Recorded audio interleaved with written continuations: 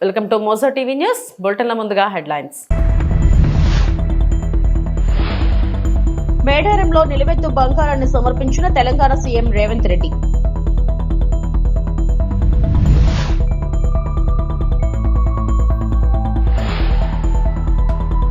గత వైసీపీ ప్రభుత్వం పశుసంవర్ధక శాఖను నిర్వీర్యం చేస్తుందని మంత్రి అచ్చెన్నాయుడు మండిపాటు. ఎడమానూరులో ఉచిత పశు ఆరోగ్య శిబిరం ప్రారంభం.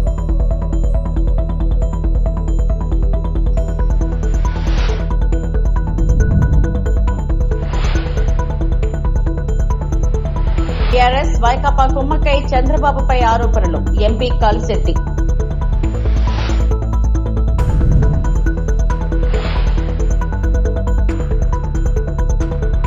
దావోస్ లో జరిగే వరల్డ్ ఎకనామిక్ ఫోరం సమ్మిట్ కు ప్రపంచవ్యాప్తంగా 65 మంది దేశాధిపతులు, పలు కంపెనీల అధిపతులు, వ్యాపారవేత్తలు, సీఈఓలు తరలి వెళ్తున్నారు.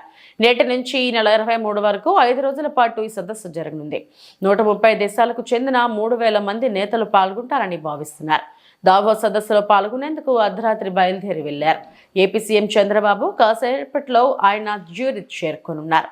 ఆయన వెంట మంత్రులు లోకేష్, టీజీ భరత్ అధికారులు ఉన్నారు. ప్రపంచ ఆర్థిక వేదికపై పలువురు పారిశ్రామికవేత్తలను కలుస్తారు.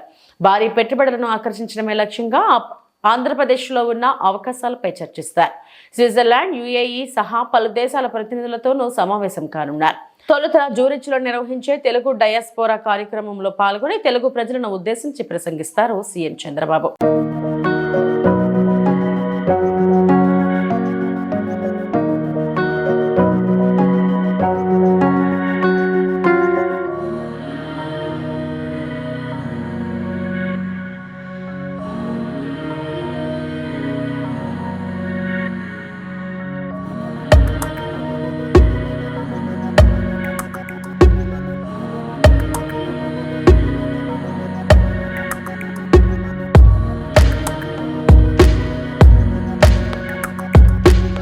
మేడారంలో గద్దెలు ఆలయ ప్రాంగణాన్ని సీఎం రేవంత్ రెడ్డి పునఃప్రారంభించారు. అనంతరం తన కుటుంబంతో కలిసి వనదేవతలు సమ్మక్క సారలమ్మను దర్శించుకున్నారు. మనవడితో కలిసి నిలువెత్తు బంగారాన్ని ఆయన సమర్పించారు.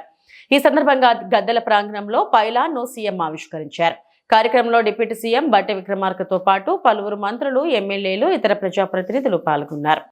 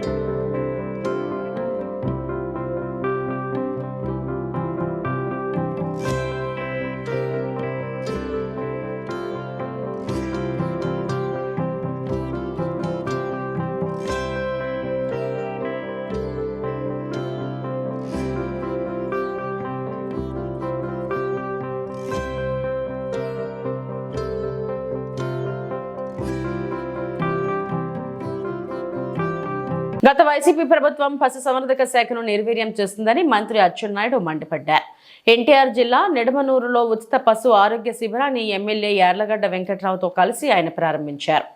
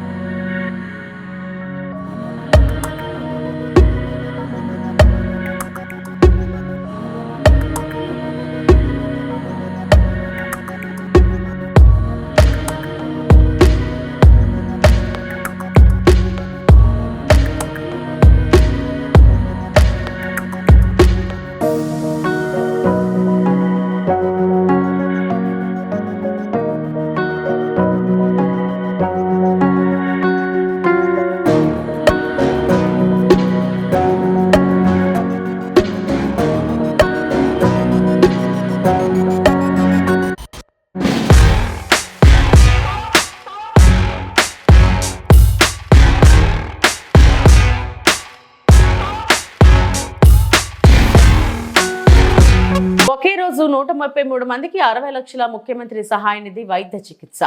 పాలకొల్లు నియోజకవర్గంలోని పేద మరియు మధ్యతరగతి వర్గాలకు చెందిన 133 మంది సంకీర్ణ నాయకులు మరియు మంత్రి నిమ్మల రామానాయుడుతో కలిసి వైద్య సహాయంగా 60 లక్షల ముఖ్యమంత్రి సహాయ నిధి చెక్కులను అందజేశారు.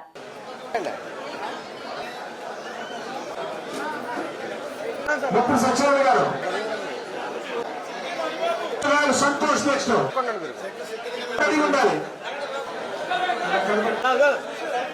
ప్రసాద్ బొక్కవర ప్రసాద్ అమ్మకి చిట్టిని లక్ష్మి పేరు లక్ష్మి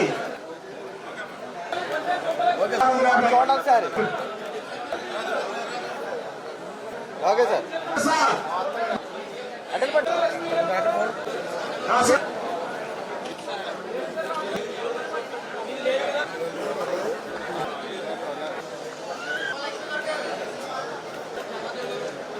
రాజుగారు చేపెట్టకండి గారు.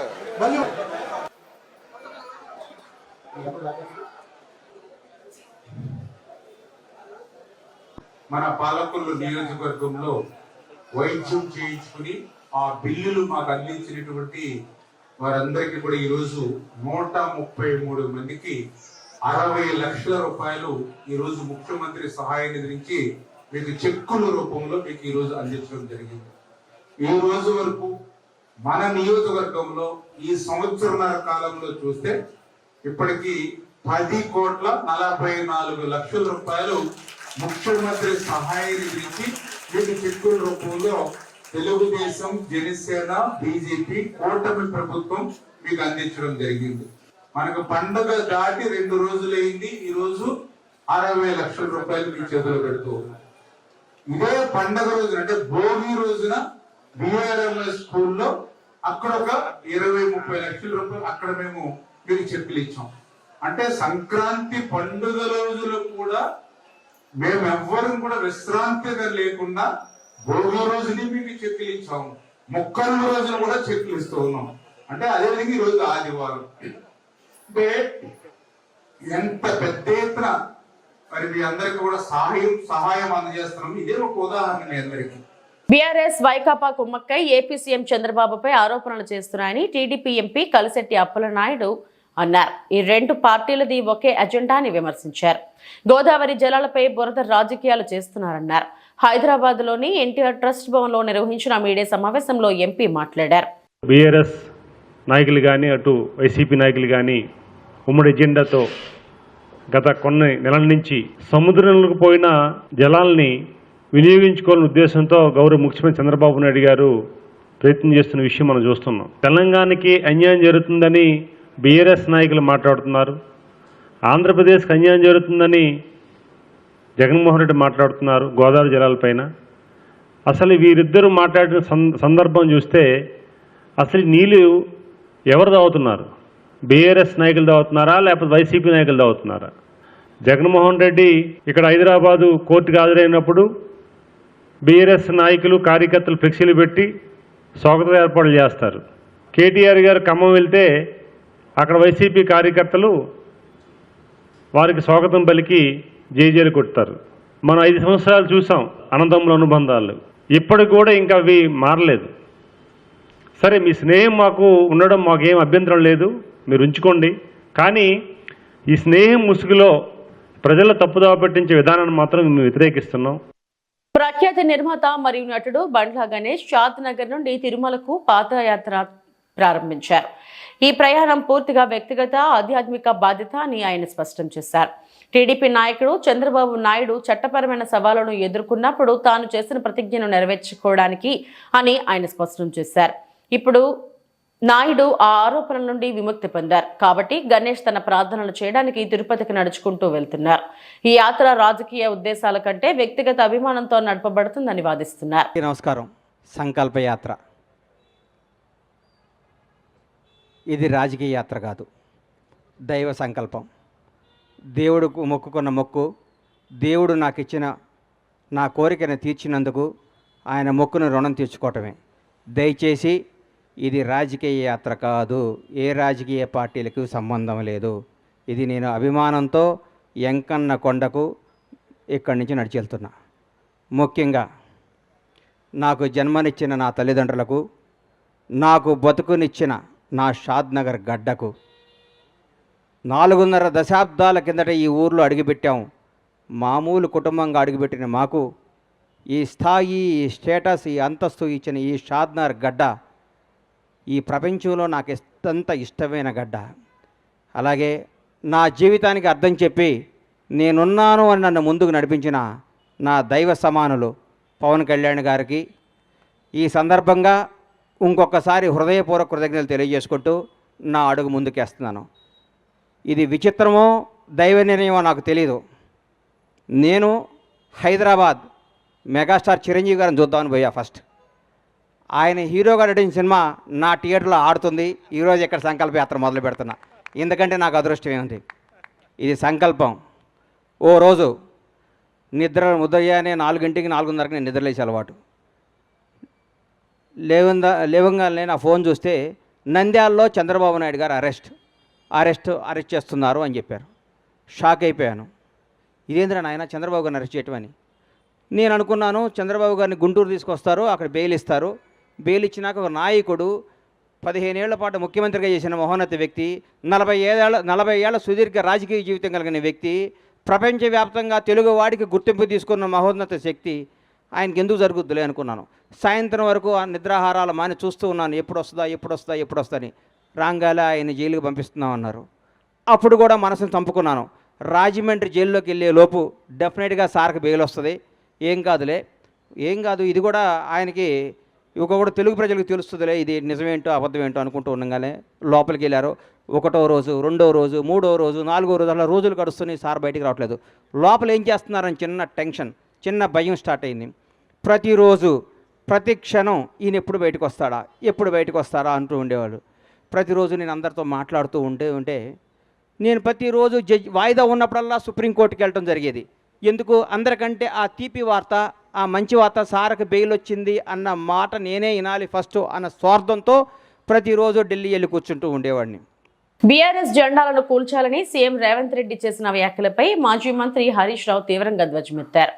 బిడ్డ రేవంత్, బీఆర్ఎస్ జెండా గద్దెల జోలుకొస్తే నీ గద్దె కూలడం ఖాయం, జాగ్రత్త అని హెచ్చరించారు. బీఆర్ఎస్ జెండాలను కూల్స్తే దుమ్ము అయిపోతావని వార్నింగ్ ఇచ్చారు. హైదరాబాద్ లోని తెలంగాణ భవన్ లో మీడియాతో మాట్లాడుతూ తెలంగాణ ప్రజలు గుండెల్లో పుట్టిన పార్టీ బీఆర్ఎస్ అని తెలిపారు. హౌలా మాటలు బంద్ పెట్టి ముందు 6 గ్యారెంటీలు అమలు చేయాలని హితవు పలికారు. బీఆర్ఎస్ జెండా గద్దెలు కూల్చాలని మాట్లాడుతుండు. బిడ్డను బీఆర్ఎస్ జెండా గద్దెల దోలికొస్తే నీ గద్దె కూల్త జాగ్రత్త అని చెప్పి హెచ్చరిస్తా ఉన్నాం. దుమ్ము అయిపోతావు బిడ్డ నువ్వు. అయినా బీఆర్ఎస్ పార్టీ నువ్వు కూలిస్తే బీఆర్ఎస్ పార్టీ ఏదో జెండా గద్దెల్లో లేదు, ప్రజల గుండెల్లో ఉన్నది బీఆర్ఎస్ పార్టీ. బీఆర్ఎస్ పార్టీ జెండా గద్దెల్లో నువ్వు కూలిస్తే పోయే పార్టీ కాదు. తెలంగాణ ప్రజల గుండెల్లో పుట్టిన పార్టీ బీఆర్ఎస్ పార్టీ, ప్రజల హృదయాల్లో ఉన్నటువంటి పార్టీ బీఆర్ఎస్ పార్టీ. ఈ హౌలా మాటలు బంద్ చేయి, పిచ్చి మాటలు బంద్ చేయి, 6 గ్యారంటీల మీద దృష్టి పెట్టు. డీజీపీ కార్యాలయంలో కనీసం మనుషులుగా కూడా గౌరవించలేదని, పోలీసులు టీడీపీ కార్యకర్తలుగా పనిచేస్తున్నారంటూ వైఎస్ఆర్సీపీ నేతలు మండిపడ్డారు. దళిత కార్యకర్త సాల్మాన్ హత్యపై ఫిర్యాదు చేయడానికి వైఎస్ఆర్సీపీ నేతలు వెళ్లగా డీజీపీ కార్యాలయం స్పందించలేదు.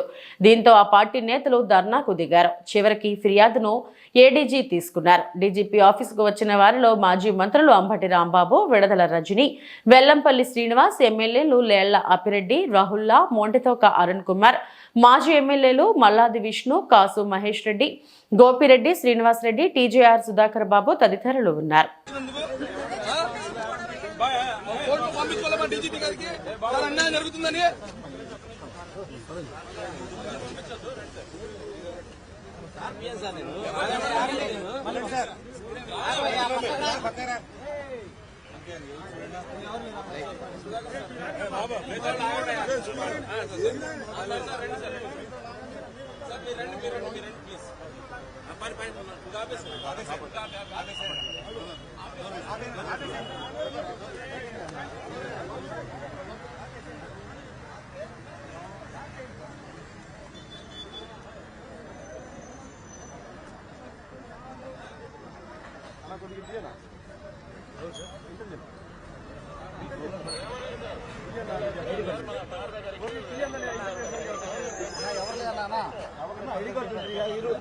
గేట్ లేదన్నా అన్న, ఈ గేట్ బైవాక్ ఎవరు రానియదు అన్న, ఒక్క నిమిషం నా మాట వింటారా? ఈ గేట్ బైవాక్ ఎవరు రానియదు అన్నారు, అదే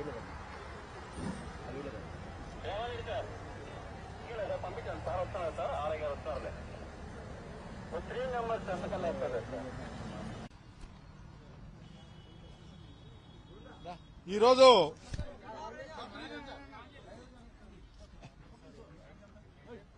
రాష్ట్ర చరిత్రలో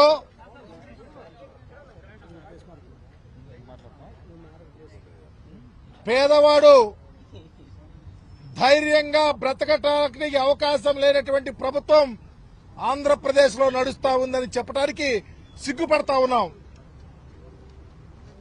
ఎన్నికలు జరిగి ఎంతకాలం అయింది, ప్రభుత్వం వచ్చి ఎంతకాలం అయింది,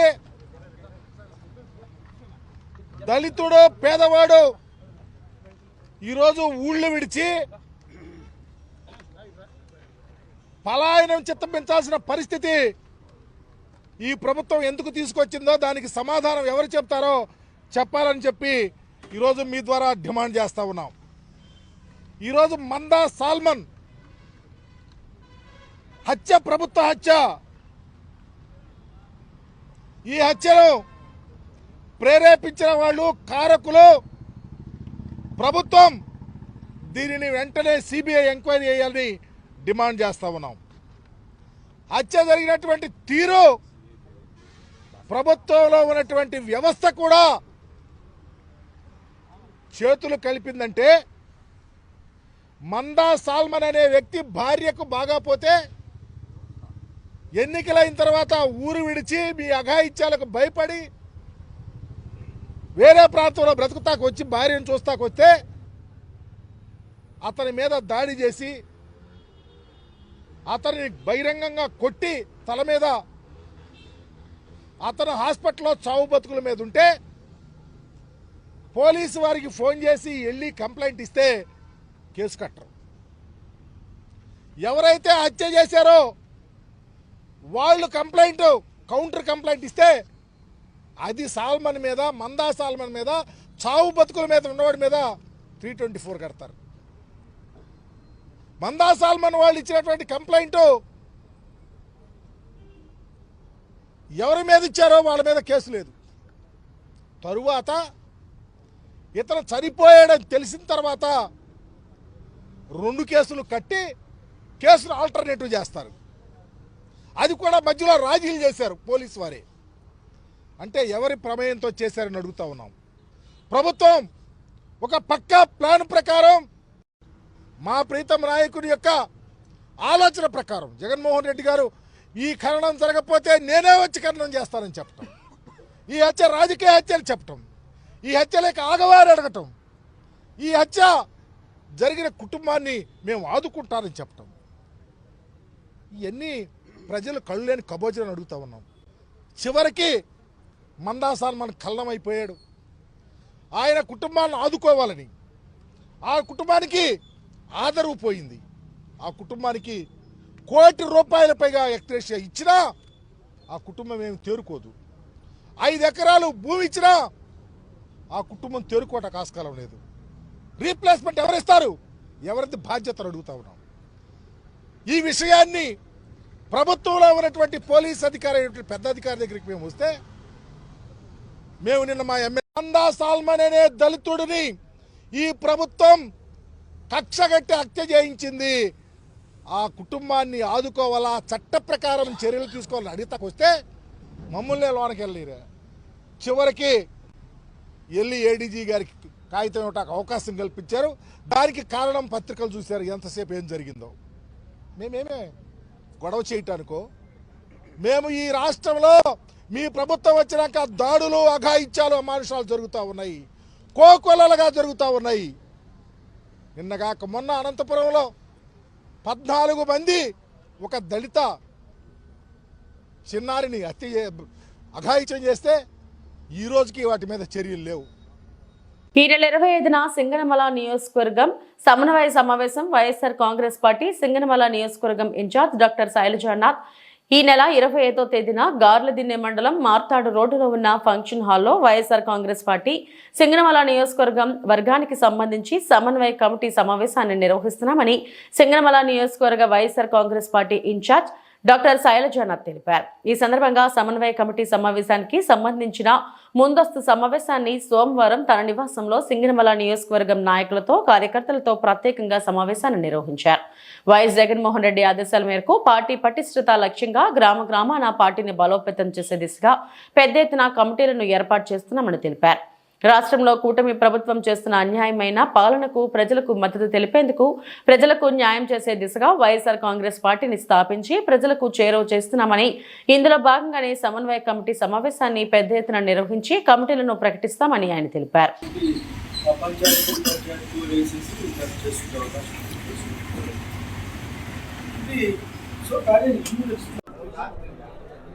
నాయకుడు జగన్మోహన్ రెడ్డి గారి నాయకత్వాన వైఎస్ఆర్ కాంగ్రెస్ పార్టీని ఈ రాష్ట్ర ప్రజల కోసం సేవ చేయడం కోసం, దుర్మార్గమైన కూటమి పరిపాలనను ఎదుర్కోవడం కోసం, అట్లాగే ప్రజలకి మేలు చేసే అనేక కార్యక్రమాలని కాపాడడం కోసం ఒక పటిష్టమైన పార్టీ నిర్మించమని మా నాయకుని ఆదేశాలు.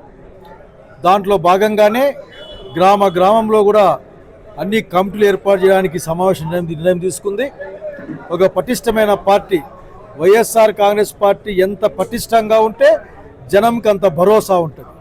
జగన్మోహన్ నాయకత్వం ఎంత గట్టిగా ఉంటే ఈ రాష్ట్రానికి అంత గట్టి మేలు జరుగుతుంది. కాబట్టి అందరినీ కోరుతా ఉన్నాం, పనిచేస్తామనుకునే వాళ్ళందరూ కూడా వివిధ కమిటీల్లో వచ్చి చేరమని, ప్రజల కోసం పనిచేయమని, జగన్మోహన్ రెడ్డి యొక్క వైభవాన్ని, జగన్మోహన్ రెడ్డి గారి యొక్క ఖ్యాతిని ఈ ప్రపంచం చెప్పుకునే విధంగా తయారు చేద్దామని కోరుకుంటా ఉన్నాం. ఒక విస్తృత స్థాయి సమావేశం సింగనమల నియోజకవర్గంది 25వ తారీఖున గార్లదిన్నె మండలం మర్తాడ్ రోడ్లోని టీ కన్వెన్షన్లో జరుగుతుంది. కనుక నాయకులందరూ, వివిధ హోదాల్లో ఉన్న ప్రతినిధులందరూ కూడా హాజరుగామని కోరుతా ఉన్నాం. జగన్మోహన్ రెడ్డి నాయకత్వాన్ని బలపరచడం అంటే, పార్టీని బలోపేతం చేయడం అంటే, ప్రజల యొక్క హక్కుల్ని, ప్రజల గౌరవాన్ని, ఈ రాష్ట్ర భవిష్యత్తును కాపాడమని నమ్ముతా ఉన్నాం. జై జగన్. ఇవి ఇప్పటివరకు నా బులెటిన్ అప్డేట్స్. నమస్తే.